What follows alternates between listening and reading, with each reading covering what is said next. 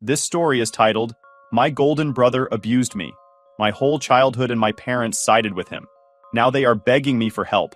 Hey everyone. The channel's been slowing down a bit, and I spend so much time finding these stories for you.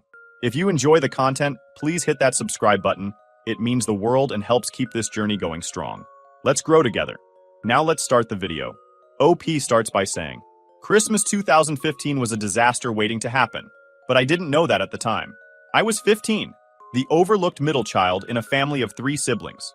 My older brother Dan, the golden child, was 19, and my younger sister was too little to get involved in much of anything. All eyes were on Dan. Always Dan. The kid could do no wrong in my parents' eyes. He was the charming athlete, the one with the loud laugh and easy confidence. I used to look up to him when we were kids, but somewhere along the line, that admiration twisted into resentment. Dan had a temper, a nasty one. And when he drank, which he'd been doing since he was barely old enough to drive, that temper became a weapon. The Christmas dinner table looked as picture-perfect as ever. Mom had outdone herself with the decorations, setting out polished silverware and candles that smelled like pine and cinnamon. Dad hovered near the TV, pretending to care about football, while really sneaking sips of whiskey from his mug. Dan, meanwhile, was already on his 3rd beer before we even sat down. Nice apron, Dan said, smirking at me as I carried a tray of roasted vegetables to the table. Did Mom put you in charge of the kitchen again? What are you, her little sous chef? I ignored him, but my cheeks burned. I liked helping Mom cook, but Dan never missed an opportunity to turn something I enjoyed into a jab. By the time dinner started, Dan was buzzing with alcohol and bad energy. He made snide comments about everything. The food, Dad's non-existent cooking skills, even Mom's centerpiece arrangement. But his favorite target, as always, was me. You still getting C's in math, loser? He said, loud enough for everyone to hear.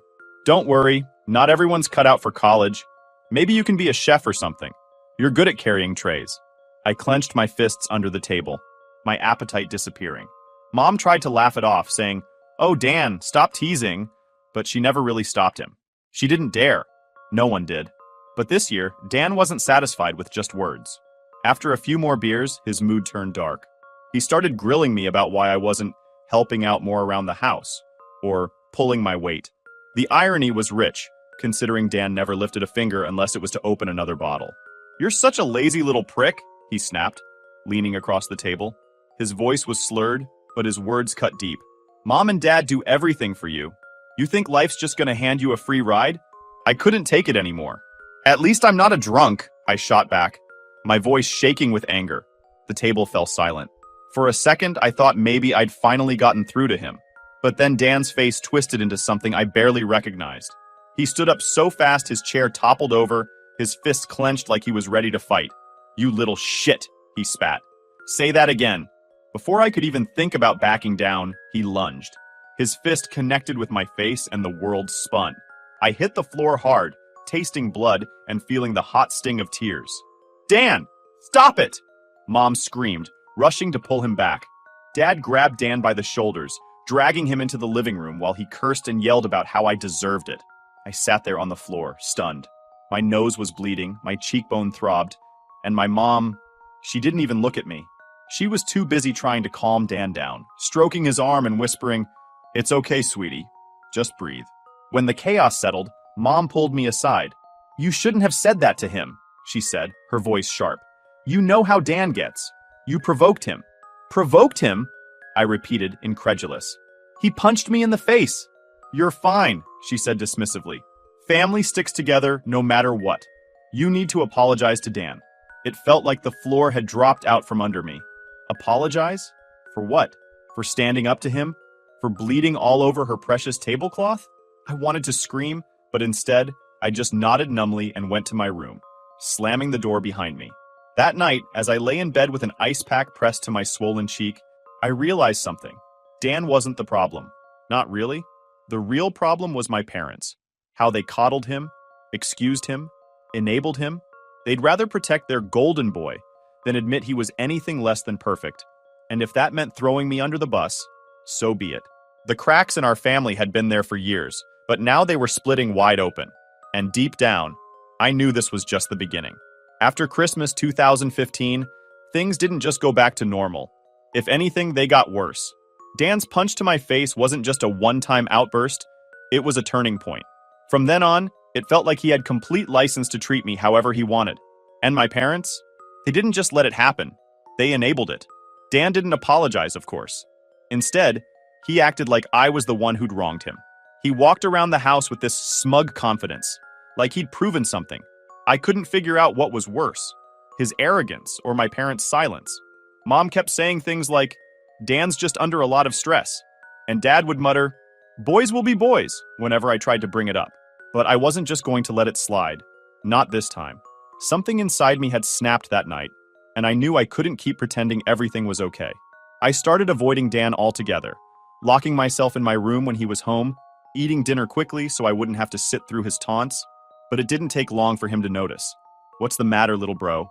You scared of me now?" he'd say, blocking my path in the hallway.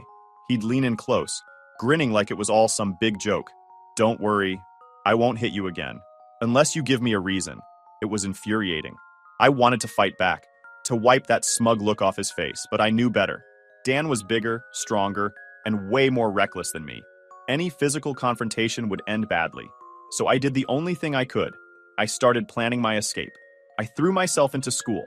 I wasn't a great student by any means, but I knew that getting good grades was my ticket out of this house. I started staying late at the library, telling my parents I had group projects, when really I just wanted to be anywhere but home. It worked, for a while. But Dan wasn't content to let me have my peace. He started escalating his behavior, finding new ways to get under my skin. If I left my textbooks out, he'd scribble over my notes with crude drawings. If I tried to watch TV, he'd change the channel and tell me to go do something useful. And whenever I confronted him, he'd laugh and say, "Relax, it's just a joke." One night, he took it too far. It was a Friday, and I'd just gotten home from school. I'd been working on an essay that was worth 30% of my final grade, and I'd left my laptop charging on the dining table. When I walked into the house, I found Dan sitting there, flipping through my essay like it was a comic book. "What you working on, nerd?" he said, grinning as he scrolled through the pages. "Give it back," I said, trying to keep my voice steady. "Chill out. I'm just looking," he said, but there was a glint in his eye that made my stomach drop. Before I could stop him, he deleted the file. Just like that. 3 weeks of work. Gone in an instant. He laughed as I lunged for the laptop, holding it out of my reach like we were kids playing keep away. "What the hell is wrong with you?" I yelled, my voice cracking. "Relax," he said, tossing the laptop onto the table. "You've got time to rewrite it. Besides, maybe it'll actually be good this time." I wanted to scream, to hit him, to do anything that would wipe that smug look off his face. But I knew it wouldn't matter. Dan always got away with everything, and this time would be no different. I stormed upstairs and slammed the door to my room, shaking with rage. I could hear my parents downstairs asking Dan what had happened. His response? "Oh, he's just being dramatic." And they believed him. Of course they did. When I tried to tell them what he'd done, my mom sighed and said, "You need to stop letting him get to you. He's your brother. You should be able to handle a little teasing." Teasing. That's what she called it. That night, I made a decision. I wasn't going to wait until college to get out of this house. I needed to leave, and I needed to do it soon. I started looking for part-time jobs, saving every penny I could. I didn't care where I went. I just needed to get as far away from Dan as possible. But leaving wasn't going to be enough. I wanted revenge. Not the petty, impulsive kind, but something that would actually hurt him. Something that would make him feel the way he'd made me feel all these years. Powerless, humiliated, and completely alone. I didn't have a plan yet, but I knew one thing for sure. Dan's reign of terror wasn't going to last forever. And when it all came crashing down, I was going to make damn sure I wasn't there to pick up the pieces. By the spring of 2016, the tension in the house was unbearable. Dan had crossed every line imaginable, and I was done playing the peacekeeper. I couldn't fight him physically. I'd lose every time, but I could start chipping away at the pedestal my parents had put him on. It was time to make him pay. Dan had no idea how much trouble he was in. He was too busy coasting through life on his charm and my parents' unwavering support. But there were cracks in his golden boy image, and I planned to exploit every single one of them. Dan had always been reckless, but lately it was like he was daring the universe to catch up with him. He'd drop out of community college after one semester, claiming it was boring, and spent most of his days drinking, playing video games, and mooching off my parents. They'd complain about his lack of direction, but the second he flashed that winning smile, they'd let it go. Meanwhile, I was putting in the work. I'd landed a part-time job at a local coffee shop, saving up every penny I could for my eventual escape. I started studying harder, not just to keep my grades up, but to prove, to myself more than anyone else, that I was better than this mess of a household. But Dan couldn't leave well enough alone. He saw me working hard and hated it. I think it reminded him of what he wasn't doing. So, he doubled down on being the world's biggest jerk. He started borrowing my money, rifling through my room when I wasn't home and taking whatever cash I'd stashed away. When I confronted him, he'd shrug and say, "I'll pay you back," but he never did. One day, I came home to find my favorite jacket missing, the one my grandma had given me before she passed away. When I asked Dan about it, he smirked and said, "Oh, that old thing. Sold it. Needed beer money." That was it. The final straw. I wasn't just angry anymore. I was furious. And I knew exactly how to hit him where it hurt. Dan had a secret. For all his charm and swagger, he wasn't as bulletproof as he liked to pretend. He'd been stealing from my parents for months, using Dad's credit card to buy booze and video games. I'd stumbled across the evidence by accident. A bank statement left on the kitchen counter, with charges my parents couldn't explain. I didn't say anything at first. I wanted to be smart about it, to make sure there was no way he could talk his way out of this one. So, I started gathering proof. I'd take pictures of receipts, screenshots of his online orders, and even recorded him bragging to his friends about how he was living rent-free and using the old man's money. Then, one night, I struck. It was late and everyone else was asleep. I slipped into my parents' room and left a neatly organized folder on their nightstand. Inside were all the receipts, screenshots, and recordings I'd collected over the past few weeks. I didn't leave a note. I didn't need to. The evidence spoke for itself. The next morning, I woke up to chaos. "What the hell is this?" Dad's voice boomed through the house. I peeked out of my room to see him holding the folder, his face red with rage. Mom was sitting on the couch crying, while Dan stood there, looking like a deer caught in headlights. "I can explain," Dan started, but Dad cut him off. "Explain? You've been stealing from us, Dan. Thousands of dollars. And you thought we wouldn't notice?" "I was going to pay it back!" Dan shouted, his voice cracking. I needed it, okay? I'm under a lot of pressure." "Pressure?" Mom said, her voice trembling. "You don't have a job, Dan. You dropped out of school. What pressure?"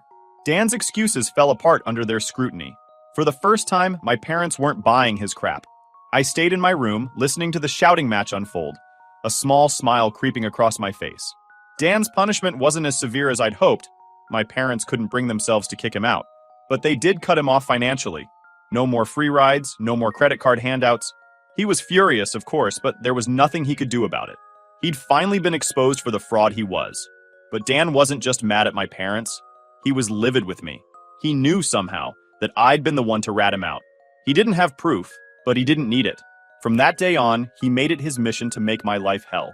He'd blast music late at night when I was trying to study. He'd accidentally break my stuff, my headphones, my phone charger, even my alarm clock. He'd spread rumors about me at school, calling me a snitch and a mommy's boy. It hurt, sure, but it didn't matter. I'd already won. Because while Dan was spiraling, I was getting ready to leave. By the end of the school year, I had enough money saved up to move out. I found a small apartment with a couple of roommates, close enough to school, but far enough away from Dan and my parents. When I told them I was leaving, Mom cried, saying, "You don't have to go, we can work this out." But I'd made up my mind. "I need space," I told her. "This isn't healthy, for any of us." Dan didn't say a word when I left. He just glared at me from the corner of the room. His jaw clenched so tight I thought his teeth might crack. I could see the hatred in his eyes, but I didn't care. Let him hate me. I was free. I'd been out of the house for nearly a year when Dan's life began to unravel. At first, I only heard bits and pieces through mutual acquaintances or the occasional message from my mom. But the more I learned, the more it became clear. Dan's golden boy charm was wearing thin, and reality was finally catching up with him. When I moved out, I thought I'd feel relief immediately, like a huge weight had been lifted off my shoulders. And in some ways, I did. No more taunts, no more stolen money, no more feeling like I was invisible in my own home. But there was still a part of me that was waiting to see if Dan would finally face the consequences of his actions. At first, it didn't seem like much had changed. Dan still lived at home, freeloading off my parents and barely holding down a part-time job at a local hardware store. Mom would text me now and then, telling me how hard Dan was trying and how he was just figuring things out. I ignored her. I wasn't interested in her excuses anymore. Then, one day, I got a call from my dad. "He got fired," Dad said, his voice heavy. Apparently, he showed up late one too many times and they had enough. I didn't say much, just a polite, "Oh, that's too bad." But inside, I was grinning. Dan losing his job felt like poetic justice. Just one more crack in his carefully curated facade. But it didn't stop there. Over the next few months, things went from bad to worse. Dan started drinking even more, blowing what little money he had on booze and nights out with his equally useless friends. He'd come home late, stumbling through the door and waking up the whole house. Mom and Dad were at their wits' end, but they still couldn't bring themselves to kick him out. "He just needs some support," Mom said during one of her calls. "He's going through a rough patch." "Sounds like a self-inflicted rough patch," I replied, not bothering to hide my disdain. The real turning point came when Dan got into legal trouble. He and a couple of his friends had been out drinking when they decided it'd be a good idea to drive to another bar. One thing led to another, and they ended up in a minor car accident. No one was seriously hurt, but Dan was arrested for driving under the influence. When I heard the news, I wasn't surprised. If anything, I was surprised it hadn't happened sooner. What did surprise me was the phone call I got from my mom later that night. "We need your help," she said, her voice shaky. "Dan's in jail, and we can't afford to bail him out." I almost laughed out loud. "You're asking me to help Dan? Seriously? He's your brother," she said, the guilt thick in her tone. "Family sticks together." That phrase, "family sticks together," made my blood boil. How many times had she said that to me, only to turn around and defend Dan's behavior? How many times had I been told to suck it up, to apologize, to keep the peace, while Dan got away with everything?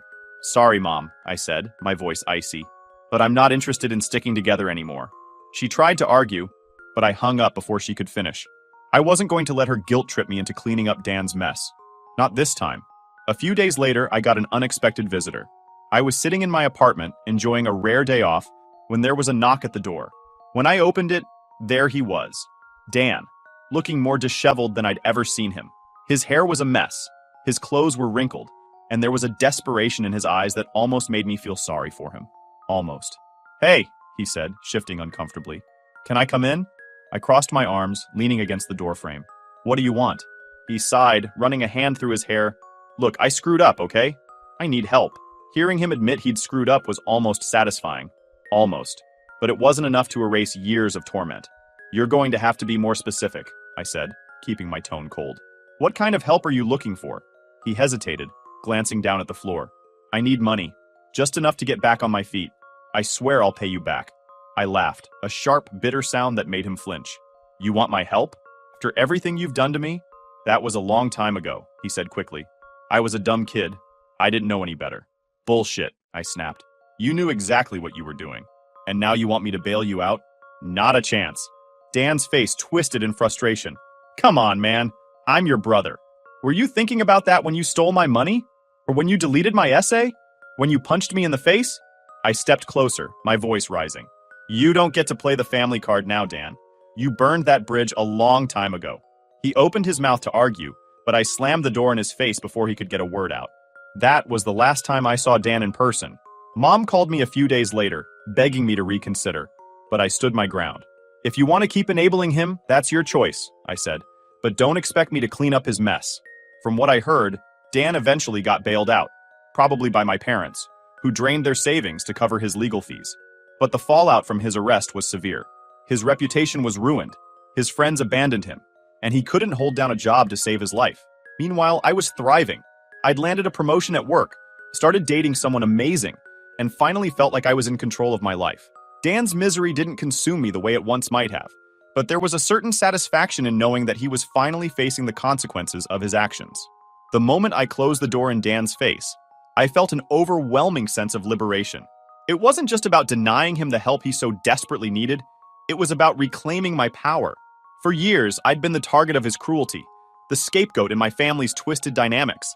But now, the tables had turned, and it was my turn to watch him flounder. Life after cutting Dan out was better than I could have ever imagined. For the first time, I didn't feel the weight of my family's dysfunction hanging over me. I threw myself into work, where my dedication started paying off in ways I hadn't anticipated. My manager noticed my efforts and offered me a promotion, complete with a pay bump and more responsibilities. I didn't just take the job, I excelled at it. Outside of work, my personal life was thriving too. I'd started dating someone incredible, someone who didn't just tolerate my past, but encouraged me to grow beyond it. We moved in together after a few months, transforming my modest apartment into a home filled with warmth and laughter. Something I'd never had growing up.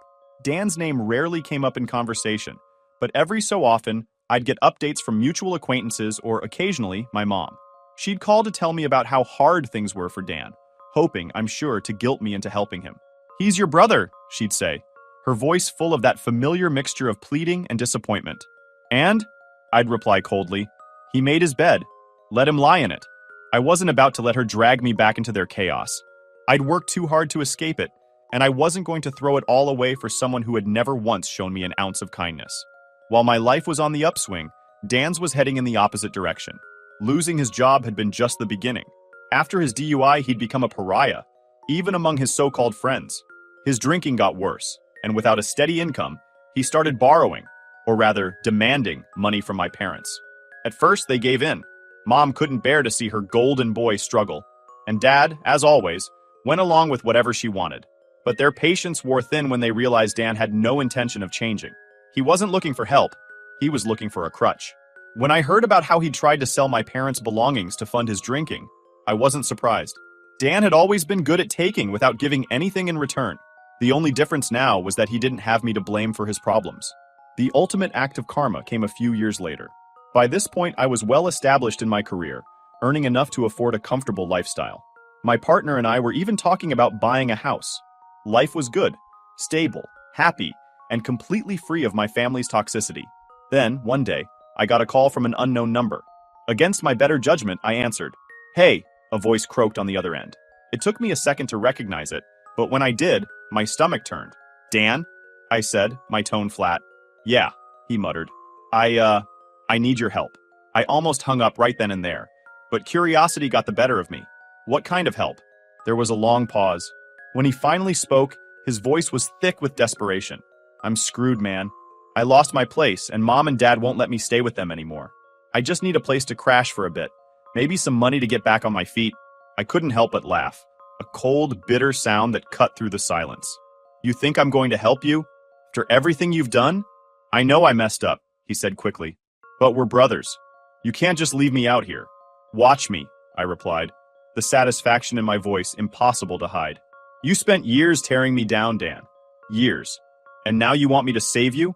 Not a chance." "Come on, man," he begged. "I'm not asking for much. You're not asking for anything. Because the answer is no," I snapped. "You don't get to treat me like garbage and then come crawling back when your life falls apart. You're on your own." Before he could say another word, I hung up and blocked the number. For the first time in years, I felt truly free. That call was the last I ever heard from Dan. From what I've pieced together, he's still struggling, couch surfing, bouncing between odd jobs, and burning every bridge he comes across. My parents have finally stopped enabling him, though not out of principle. They simply don't have anything left to give. As for me, I've built a life I'm proud of. A life full of love, respect, and success. All the things Dan tried to take from me. And the best part? He has to watch from the sidelines, knowing he'll never be a part of it. Revenge isn't always about grand gestures or dramatic confrontations. Sometimes it's as simple as thriving in spite of everything. By choosing happiness, I took back the power Dan and my family had over me. And that, more than anything, is the sweetest revenge of all. It's been years since I cut ties with Dan and my parents, and I haven't looked back. I don't regret my decision. It was the only way to save myself. But I've also learned that moving on doesn't mean forgetting. The scars they left are still there, but they're a part of who I am now. A reminder of what I've overcome. If there's one thing I've learned, it's this. Family isn't defined by blood. It's defined by love, respect, and mutual support. And I've found that, not in the family I was born into, but in the one I've chosen for myself. Here's to living well, loving fully, and never letting the past define you. The end.